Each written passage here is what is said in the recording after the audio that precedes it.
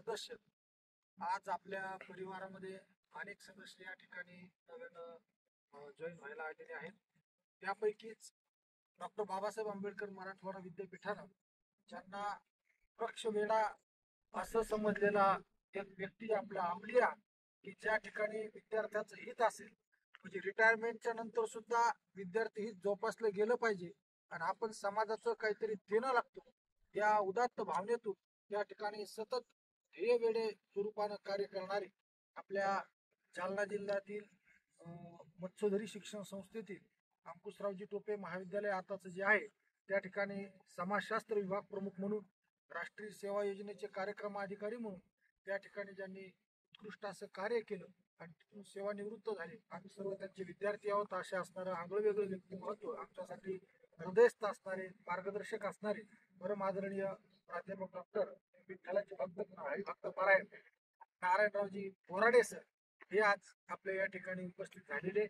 सरांच्या बद्दल सांगायचं मध्ये डॉक्टर बाबासाहेब आंबेडकर मराठवाडा विद्यापीठाने जीवन गौरव पुरस्कार सरांना दिलेला आहे।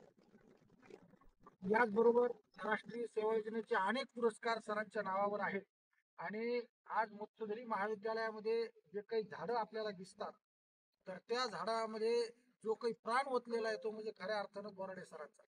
सरांचे भाषणं ज्या वेळेला आम्ही ऐकायचो, आता बरेच सगळेच विद्यार्थी या ठिकाणी आहेत, सरांचे भाषणं ज्या वेळेला आम्ही ऐकायचो तर सर म्हणायचे झाडं मला बोलतात, कोणाला बोलतात हात वर करा। तर त्या ठिकाणी कोणाचे हात नव्हते पण सर झाडाजवळ गेले की फुलपाखरं सुद्धा सरांच्या हातावर बसायचे, गुलाबाचे फुलं सुद्धा सरांकडे पाहून डोलायचे। म्हणजे खरोखर आम्हालाही वाटायचे की खरोखर सरांनी जे एकत्व साधलेले झाडाशी असा व्यक्ती आपल्या कामामध्ये उपयोगी आले पाहिजे। आणि सरांचा शब्द म्हणजे जर आज विठ्ठल रुक्मिणीचं मंदिर यशवंतनगरचं जर पाहिलं तर सरांच्या शब्दामध्ये जादू आहे। सर टोपे साहेबांच्या शिक्षण संस्थेत होते परंतु टोपे साहेबांच्या शिक्षण संस्थेत असताना सुद्धा खोतकर साहेब असो, गोरंट्याल साहेब असो, भास्करराव दानवे असो, रावसाहेब दानवे असो, बबनराव लोणीकर असो यांच्या शब्दावर लाखो रुपये त्या लोकांनी सरांच्या मंदिरासाठी डेव्हलपमेंटसाठी त्या ठिकाणी दिलेले। म्हणजे कुठल्याही पक्षाचा भेदभाव न करता फक्त सामाजिक ध्येय आणि सामाजिक वारसा हा आपण जपला पाहिजे असे असणारे व्यक्तिमत्व म्हणजे डॉक्टर नारायणरावजी बोराडे सर आहेत। आणि म्हणून सरांचं मला सरांबद्दल तितकं कमी आहे कारण सरांचं काम एक कृतीतून आहे। सरांना झाडाबद्दलची बरीचशी माहिती सर म्हणजे कोणत्या झाडाला कोणता रोग लागला, कोणतं झाड कुठं वाढेल आणि ते कोणत्या झाडाची कोणती जात आहे, त्याला डेव्हलप कसं केलं पाहिजे अशी माहिती सरांची आहे। आणि आपल्याही कामाला सर नेहमीच पाठिंबा सरांचा असणारे सरांच्या एका शब्दावर इथं काही सुद्धा नंदनवन या ठिकाणी उभा राहू शकतं। म्हणून आज सर या ठिकाणी उपस्थित झालेले आहेत।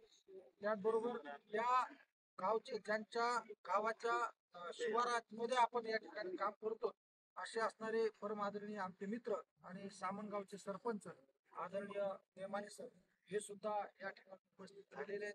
असे अनेक सदस्य या ठिकाणी उपस्थित झालेले आहेत आणि सगळ्यांचं शब्द सुमनाने स्वागत करतो आणि सगळ्यांनी एकदा टाळ्या वाजवाव्या।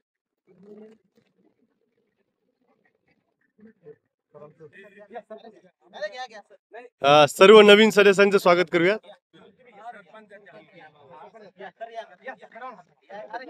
या आहेत आपण सगळेजण।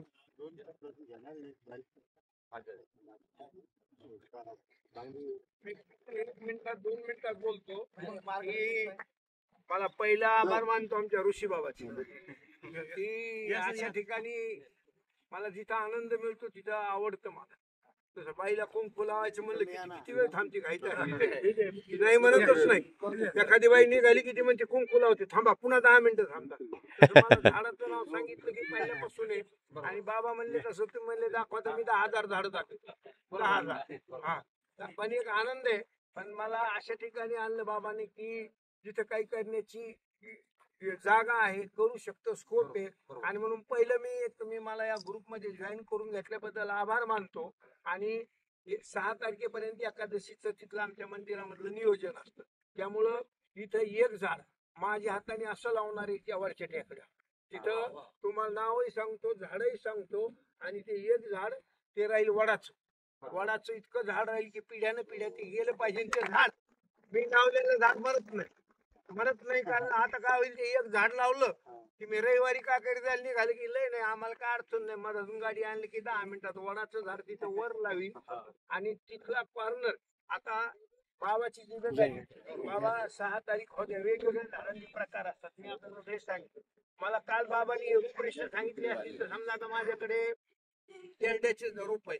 आता एक तेरड्याच्या रोपाची धावून वर लावून लावणार किमान 50 रोप लावणार. ते तेरड्याला 2 महिन्यामध्ये आपोआप फुलं यायला.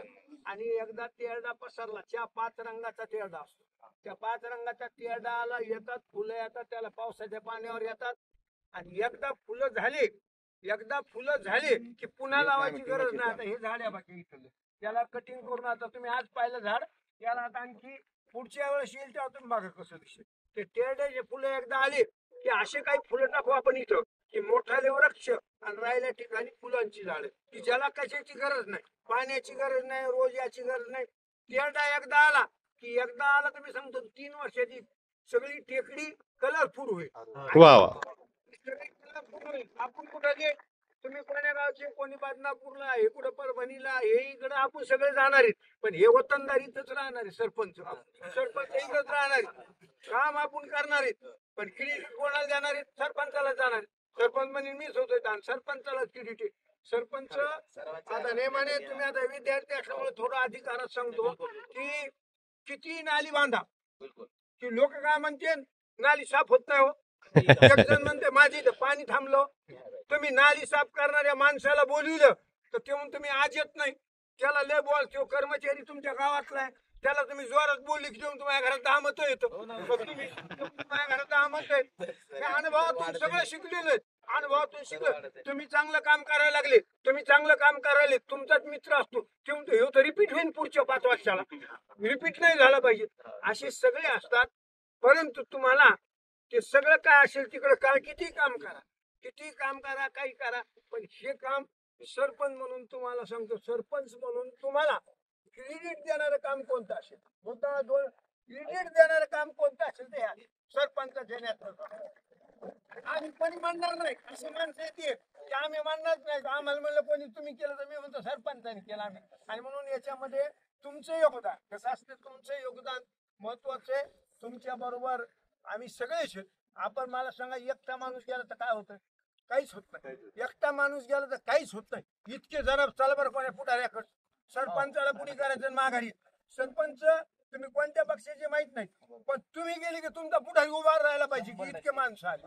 हा, आणि कसं असतं गावातला माणूस काय बरोबरीच्या कामाचं नसतं. खरं सांगतो, ते पुढे गेलं बाहेर त्याच्यात काही खरं नाही बरं का. मागं मत ही माणसं काही मागणारी नाहीत. आणि म्हणून आपण यायचं आणि सगळे एकत्र आल्यावर काय होतं याचं एक साधं छोटस उदाहरण देतो की आमच्या मंदिराच्या परिसरामध्ये 33,000 स्क्वेअर फूट जागा होती. रिटायर झालो, 9 वर्ष झाली. काम करायचं दाखवलं तर आता मोठ्या अभिमानाने सांगतो आणि तुम्हाला 1000 रुपयाचं बक्षीस बी देतो की तुम्ही सांगायचं की जालन्यामध्ये याच्यापेक्षा चांगलं पांडुरंगाचं दुसरं मोठं मंदिर. 1 एकर सरपंच आता, सरपंचाला उद्या आता तुम्हाला म्हणजे याला कशाला आषाढी एकादशीला आपल्या इथं महापूजा असते. 3 ते 4 हजार लोक तिथे येतात. 3 ते 4 हजार लोक येतात. 8:45 वाजता तुम्ही तिथं महापूजेच्या निमित्ताने सगळे लोक येतात. मी तुम्हाला आधी पांडुरंगाकडे निमंत्रण नसतं, पण तुम्हाला माझ्यासाठी नाही पांडुरंगाच्या दर्शनाला बोलायला लागतं. सगळे एकत्र आले तर निधी किती आणता येतो तुम्हाला एका शब्दात सांगितलं तर तिथं आतापर्यंत 1.5 कोटी रुपयाचा निधी तिथं आला. 1.5 कोटी रुपये मंदिरामध्ये आतापर्यंत खर्च झाले. सरपंच सांगा बरं, आमदारांनी दिले की तुम्हाला 1.5 कोटी? 10 लाखाची नाली बांधायची तर 17च विचार करावा लागतो. त्याला तालुका बघावा लागतो आणि आपल्यासारखे कधीच मागत नाहीत. एकदा 1.5 कोटी रुपये खर्च करून तिथं आपण, मला म्हणायचे की सगळी शक्ती एकत्र आली ती नाही. हे म्हणले ना ऋषी बाबा म्हणला आपल्याला गोरंट्याल साहेबांनी तिथं 36 लाख रुपये दिले, खोतकर साहेबांनी 10 लाख रुपये दिले, दानवे साहेबांनी 10 लाख रुपये दिले, टोपे साहेबांनी स्वतःचे, अंकुशरावजी टोपे साहेबांनी स्वतःचा कळत द्याला, लोणीकर साहेबांनी 50 लाख रुपये दिले. तुमचा नगरसेवक किंवा मला काय पाहिजे त्यांनी रोड द्याला. आमच्या कॉलनीतली एक मुलगी अमेरिकेमध्ये राहत होती, उकंडा होता, ती आली, तिनं अमेरिकेतून माझ्या नावावर $1000 पाठवले, 80,000 पाठवले. आणि आम्ही सगळी शिक्षक मंडळी असल्यामुळे मुद्दाम 2 मिनिटं आता तिथं आम्ही 2 कामं केली. नंबर 1 काम कोणतं असेल तर तिथं 30 मुलांच्या अभ्यासाची सोय केली. वा. प्राध्यापक होते म्हणून नाही, एकही रुपया न घेता आणि अतिशय अद्ययावत अशा प्रकारची अभ्यासिका तिथे केली. आणि दुसरं काय कार्यक्रम असेल तिथं तर मी 500 ट्रॅक्टर काळी माती आहे, 170-80 ट्रॅक्टर रोड आणला. तुम्हाला सांगतो इतक्याला 1 रुपया बी नाही लागला. त्याचं बांधकाम सुरू झालं, त्याच्या दारात उभा राहायचो आणि तिथे यायचो. आता तुम्हाला म्हणलं लय पाऊस पडला, सरपंचाला म्हणलं दाखवा बरं 1 लिटर पाणी द्या. तुमच्या सगळ्याला माझं आव्हान आहे की तो आतापर्यंत पडलेल्या पावसाचं 1 लिटर पाणी माझ्या घरी आणून द्या. माझ्या घरी आणून द्या 1000 रुपये. मला माहिती आहे तुम्ही नळाचं भरणार नाही, कारण जे काम माणूस इथे येतात ते खोटं कधी करणार नाही. आणि आता आमच्या तिथे मी तिथे वॉटरमॅन प्रोग्राम राबवला आतापर्यंत. मी आता त्याच्यात काम करतो तर आतापर्यंत 30 ते 40 हजार लिटर पाणी, 30 ते 40 हजार लिटर पाणी जमिनीमध्ये जिरवलं. शास्त्रीय पद्धत म्हणजे 500 ट्रॅक्टर मातीला फक्त 1 रुपया सुद्धा लागला नाही. आणि म्हणून आता हे काम चालू. मला काय म्हणते, एखाद्या माणसाला जसं नशा लागत असे तसं आम्हाला याची नशा चाललेली आहे झाडाची याची. आता बाबाने आम्हाला पाडली ती शेवटपर्यंत उतरत नाही आता आमची. आणि म्हणून मुद्दाम सरपंच तुम्ही पुढाकार, तुमच्या नेतृत्वाखाली यायचं. आणि सगळ्याला एक पुन्हा विनंती करतो या निमित्ताने की एकादशीला आपल्याला पंढरपूरला जाता आलं तर ठीक, त्याचे चांगलंच आहे. नाही झालं तर एक भक्त म्हणून पांडुरंगाच्या मंदिरामध्ये पाहुणे दिवसभर जसं तिथं 500 विद्यार्थी असतात ते येतात, सगळं परिसर येतो. तर एक पांडुरंगाच्या दर्शनाला आणि महाप्रसाद घ्यायला सगळ्यांनी 9 वाजता यावं अशी विनंती करतो. चला बाबा, थँक्यू. आणि पुन्हा काही पाहुणे या ठिकाणी आलेले आहेत. तर ते